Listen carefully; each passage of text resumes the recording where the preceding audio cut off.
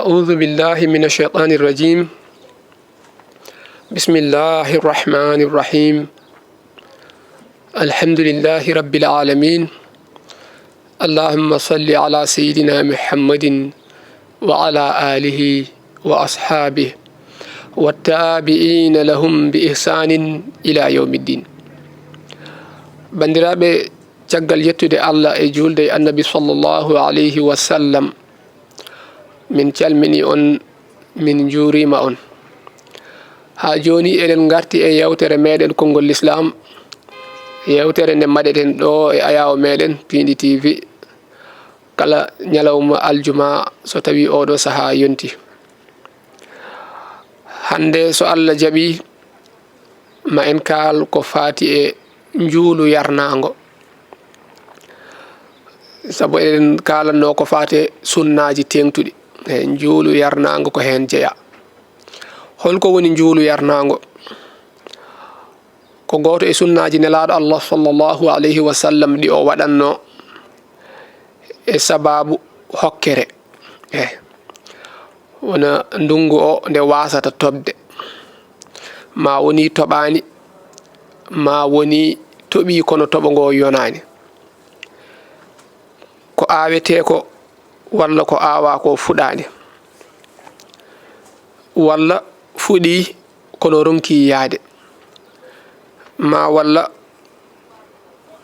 ndiyam hattama jawdi ala ko yari, walla soko yimɓe e hoore muɗum ngala ko yari. yimɓeɓe ina juula noon ne waɗi naafila muɗum,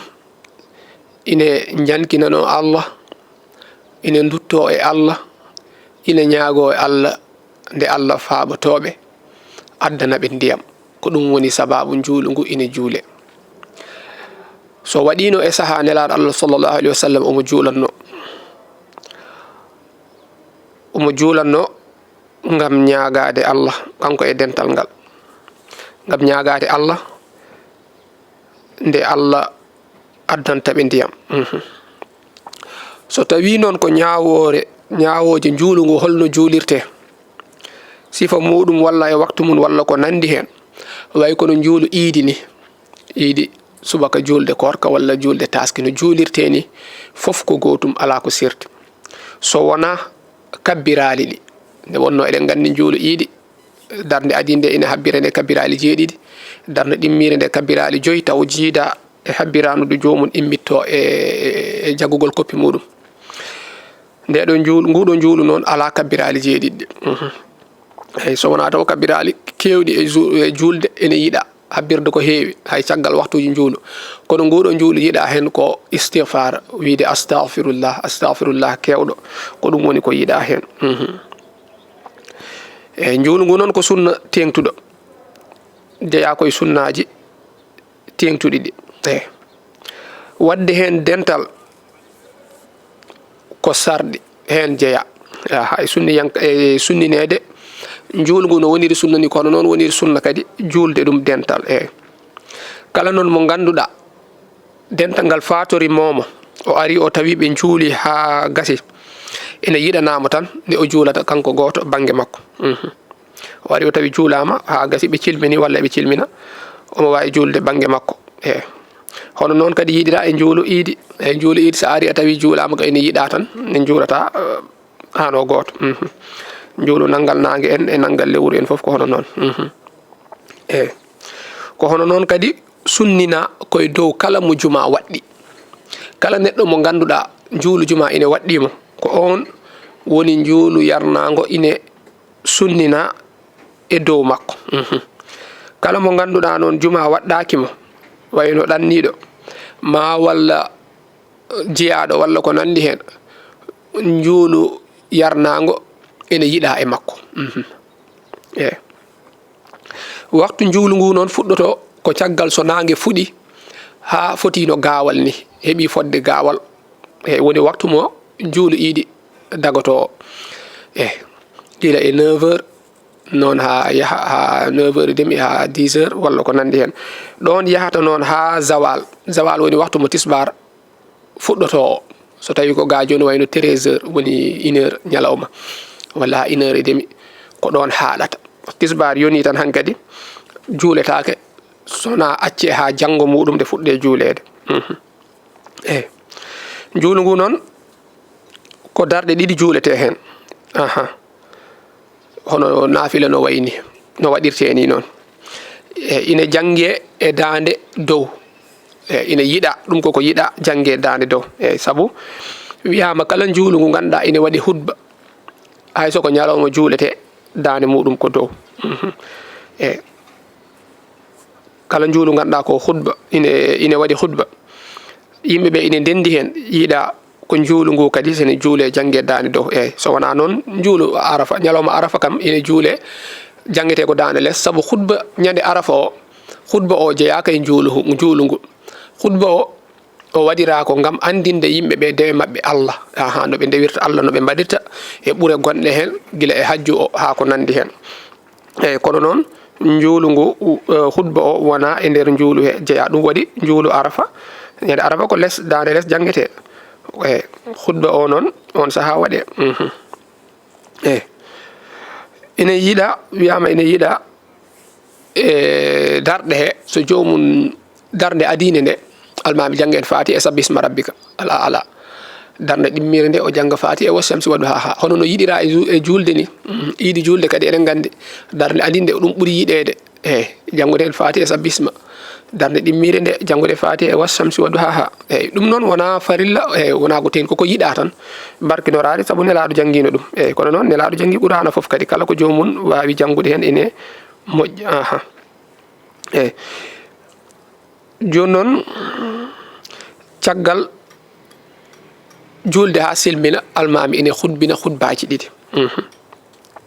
hono no juulu idi no jangirno den dum ni e darsuji meden bennudi en kaali no juulu idi no jangino no juulirte ko hono non waddi khutbaaji didi o mo jodo hakkunde khutbaaji di so tawi non in ko gede de ganduda ine sunnina e juulu he walla sababu mudum kanyum yeti ine filline ma walla fillintaake juulu ngu sababu gere de ganduda kanyum wonata sababu juulu yarnaango juule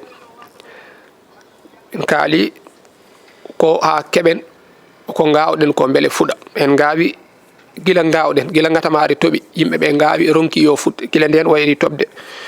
woni balle limtinde ronkama yo tob ronkama yo fut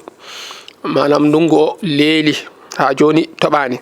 on sa yimbe ni juulu yarnaango ngam nyaagaade Allah bele ko be ngaawi ko fuda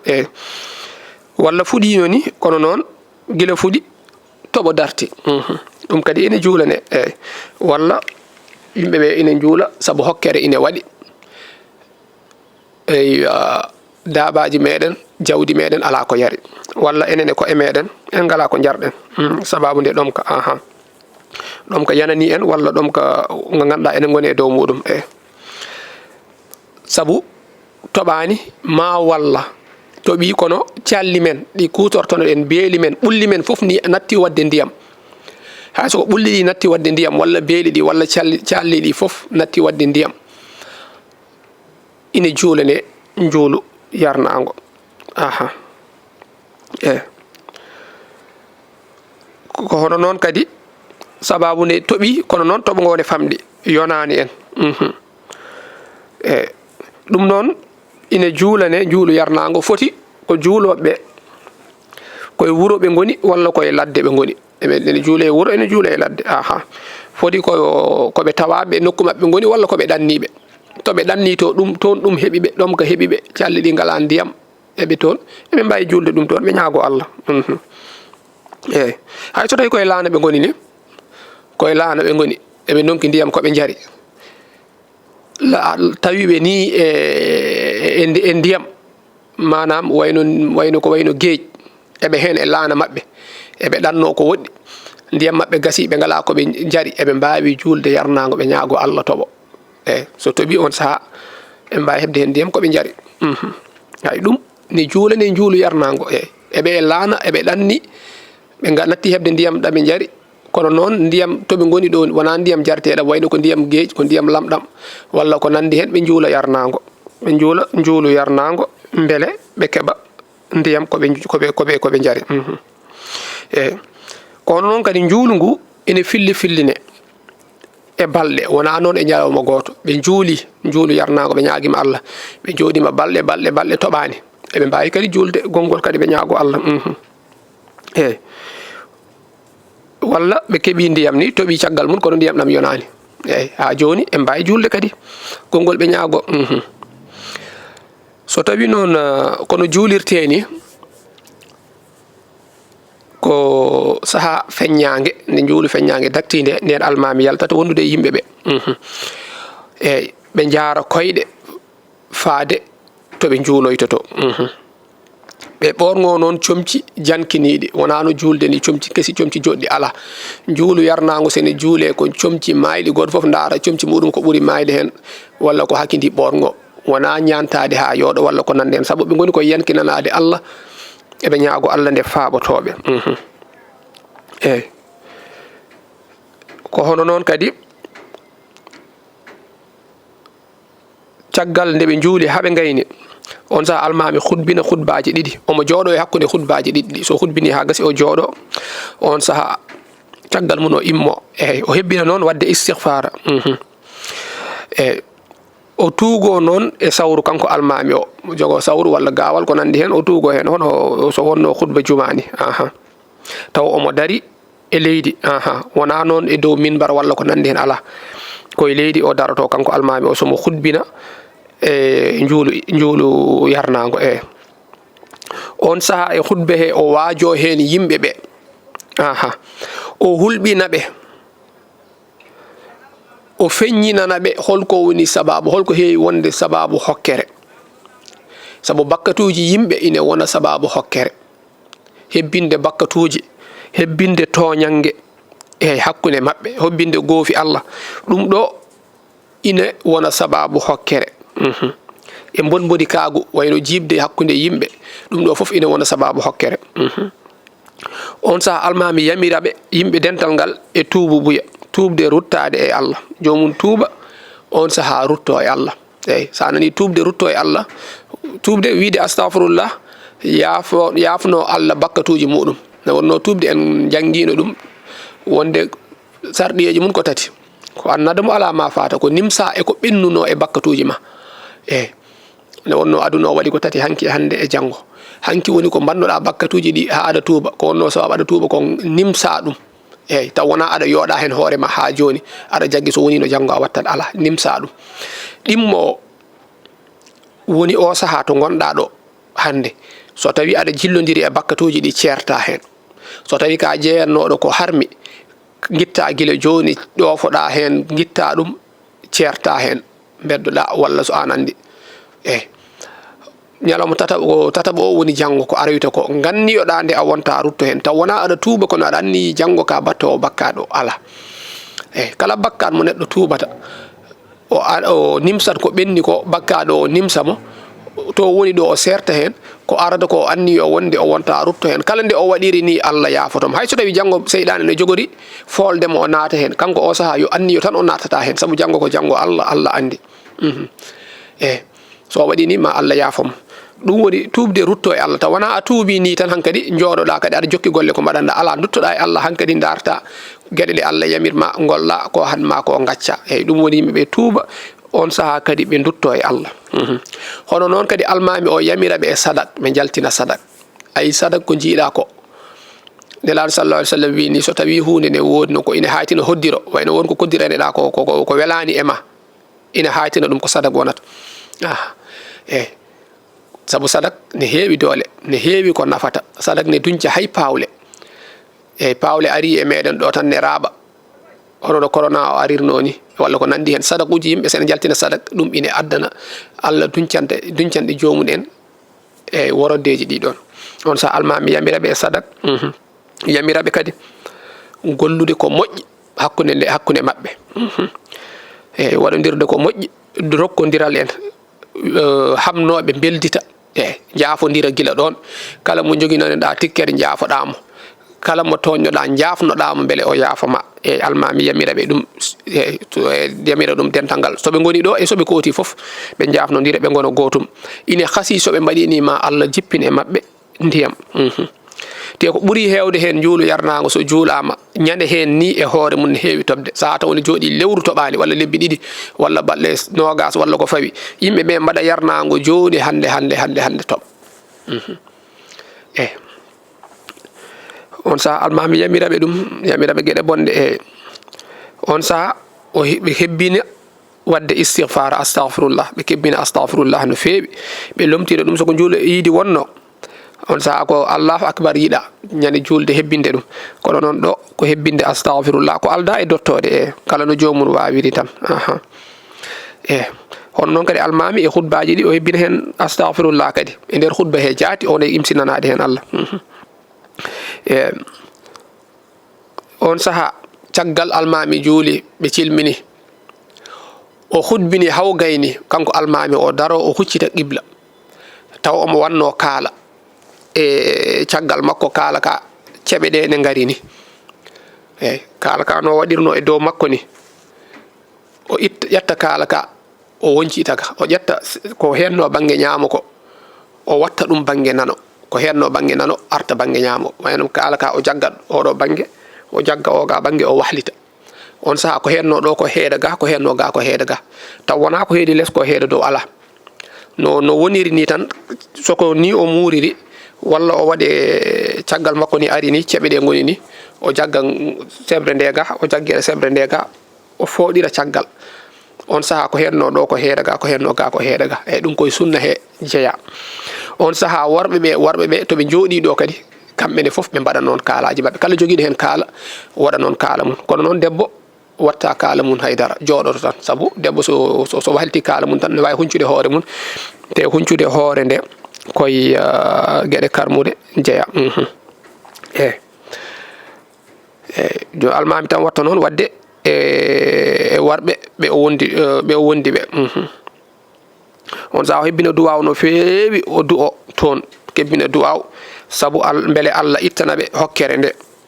jippina toɓo jippina yurmede mum e faabo muɗum e dow mabɓe nde Allah wasata jaggirdeɓe kadi bakkatuji mabɓe e ko nandi hen kono noon o duwontako toon hay goto duwanade neɗɗo en walla gueɗe nandi hen ala nguɗo duwaw koɓe mbatta ɗo ko koye sunna juuli he jeeya ko hono noon kadi worɓe ɓe caggal mbaɗi noon kaalaji mum en mbi rewɓe ɓe mbaɗata noon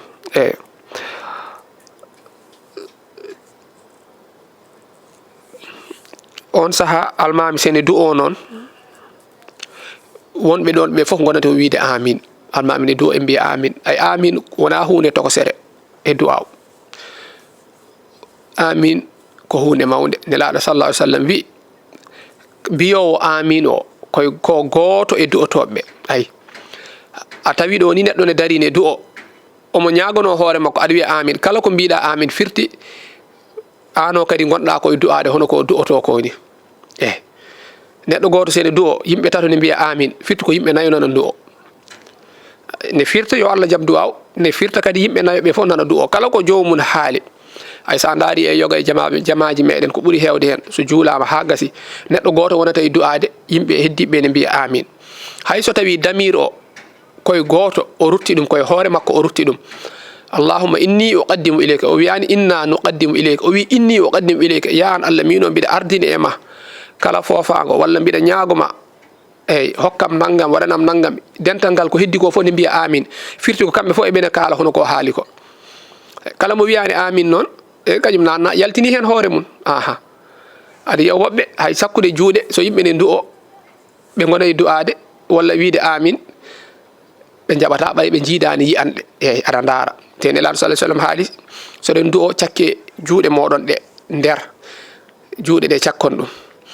eyyi on saaha son gayni momon ɗum e jeese moɗon mbason sakkirde caggal juuɗe ɗe cakkiɗon nder saabu ɗum ine barkinore son gayni momon e jeese moɗon saabu barkinorade ɗum eyyi joni noon woɓɓe ɓay on jiida jiyanɗe saɗa du'o jiiya kamɓe mba sakkude juuɗe saabu gay walla ɓe mbasa wiide amin eyyi kono noon kala ko duƴiɗa ɗon soko moƴƴere so jomum wi amin tan nanni hen hoore mun so wiyani amin yaltini hen hoore mun ɗum waɗi on saha almami sene du'o yimɓe wonɓe ɗon ɓe gonan e wiide amin amin amin e ko hunde moƴƴere ko hunde yiɗade e kala du'a bawɗo wonde aha e so tawi noon ko rewɓe sagataɓe rewɓe jaltata boomi en semeɓe taw ko tokosɓe taw goɗa nayeɓe jaltata eyyi ine aña jomum en jalta so tawi ngala fitina manam so worɓe jiiɗum gaddata haqqillaji worɓe ɓe wonde e muɗumen wayno guila e ngari muɗum walla ko nandi hen eyyi so tawi ɓe pinnata worɓe ɓe gaddata fitina ine aña so tawi noon jomum ne andi ngari mun so yeehi ma wod gorko goto jiiɗum haqqille mum wona e mun walla iwoy ko fonno yankinanade Allah walla juulu e hankkadi ine harmi eyyi wadde firti ko debbo woto yatan eyyi hay juma ko noon sagata debbo yata juma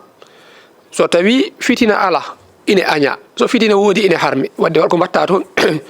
julde e galle ma ɓuuri hewde baraji joni noon juuluya gowɗo kam hay galle to o jomum juulata ni kisa aha so tawi noon ko nayeɓe mawɓe nayeɓe kam gondung baare en ɓe ganduɗa hankkadi ngala fitina ɓen kam ene mbawi yaltude jaaha julda e yimɓe ɓen ine jalta aha suka kadi mo faltaki mo ala haqqille anda ko mo faltaki taw anda ko foti wadde ko fotani wadde on yaata e ko hono noon kadi ko wiyete zimmi woni neɗɗo eɗen koddiɗo ɓe gona julɓe wayno nasraniyankoɓe catholique ɓe walla soko yahudiyankoɓe eɗen koddi e mabɓe eɗen kokkiɓe hoolare e jamde hakkude men e mabɓe ɓen ɓe kaɗetake eyyi eɓe mbawi yadude e meɗen e juulu he kono noon ɓe gonata ko banggue eyyi ɓe gonata ko banggue eyyi e nokku julɓe ɓe gona banggue ɓe mbiye yoɓe keɗɗo bisimilla mabɓe ene foof doɗen eyyi nde wonno ko du'ade te kadi eyyi koɓe maccuɓe Allah hono no men ni kono noon wona en lurodirta mabɓe ñalawma wiide enen eɗen mbaɗa hande kamɓe ɓe mbaɗa janggo walla ɓe mbaɗa hanki enen mbaɗen hande ala saabu hoddiro ne wawi tawde en hen so hoddirama ñande ɓe mbaɗi nde hawre ñande hen Allah jippini toɓo ne wawi jarribde yimɓe ɓe limanagal muɗumen sembani ɓe ne wawi addude jarabiya e dow mabɓe ɗum waɗi wiya en certata e mabɓe ñalawmaji eyyi nde wonno ɗum ha joni ko faabade yoga e yimɓe meɗen eyyi eɗen mbawi wadde yarnago hande jooɗo balɗe tati fuɗɗo tobde sen mbaɗi yarnago hande Allah hoddiri toɓani taw janggo walla ɓawo janggo ɓe mbaɗi walla ɓe mbaɗi ñalawma tataɓo mo ganduɗa hen jogoto tobde o toɓori kisa ɓe ganduɗa limanagal mabɓe ne lohi eyyi ɓen ne wawi addande ɓe gueɗe goɗɗe ha ɓe miijo gueɗe goɗɗe walla ko nandi hen bandiraɓe ko ɗum ɗo ne wayno ko joguinen hojomaji timmi e en kaɗanɗo inchallah kono ha joni en gaynani ko fate juulu yarnago sen garti aljuma paaɗo so Allah jaaɓi jokkiten on saaha ko dewnen hen ko wawi rewde hen foof wonno ko yewtere meɗen konngol l'islam ɗo e ayaw meɗen Pini TV eɗen jaaɗuno hen to banggue caméra ji to musidɗo meɗen Djiby Dieng ko to montage to musidɗo men Ali Fall wadde en mbaynodirat ha aljuma paaɗo so Allah jaaɓi wassalamu aleykum wa rahmatullahi wa barakatuh